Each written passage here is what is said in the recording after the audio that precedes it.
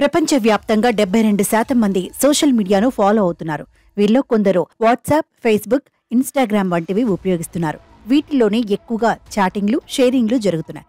అయితే మరికొందరు మాత్రం ఎక్స్ ఎక్కువగా ఫాలో అవుతుంటారు. రాజకీయ నేతల నుంచి పార్టీల వరకు, పారిశ్రామిక వర్గాల నుంచి దిగ్గజాల వరకు ఎక్స్ వేదికగా తమ అభిప్రాయాలను పంచుకుంటున్నారు. అయితే ఎక్స్ లో గత కొంతకాలంగా కొన్ని వివాదాస్పద కంటెంట్లు అంతర్జాతీయ సమాజాన్ని ఇరకాటంలోకి నెడుతున్నాయి. ప్రపంచ స్థాయిలో జరుగుతున్న పరిణామాలన్నీ ఎక్స్ వేదికలు క్షణాల్లో అందుబాటులోకి వస్తుంది. దీంతో ఎక్స్ లో ఎక్కువ మంది ఖాతాలు కూడా విపరీతంగా తెరుస్తున్నారు.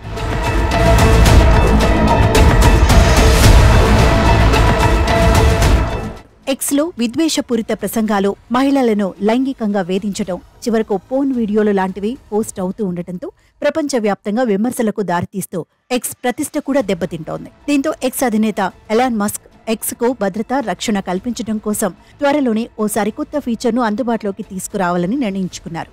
ఈ ఫీచర్తో ఎక్స్ ఖాతాదారులకు మరింత రక్షణ కల్పించాలని ఎలాన్ మస్క్ అనుకుంటున్నారు. కంటెంట్ భద్రత నియమాలను అమలు చేయడం కోసం trust and safety centre of ఎక్సలెన్సీని నిర్మించనున్నారు.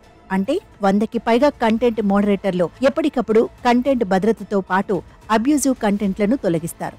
ఇలాంటి కంటెంట్లు పోస్ట్ చేస్తే వారిని హెచ్చరిస్తారు. ఒకవేళ వినకపోతే ఖాతాను బ్లాక్ చేసేస్తారు. ఈ భద్రతా నియమాలు అందుబాటులోకి వస్తే విద్వేషపూరిత, వివాదాస్పద కంటెంట్లో మత సంబంధిత వ్యవహారాల విపరీత ధోరణుల ప్రచారానికి అడ్డుకట్ట పడుతుంది.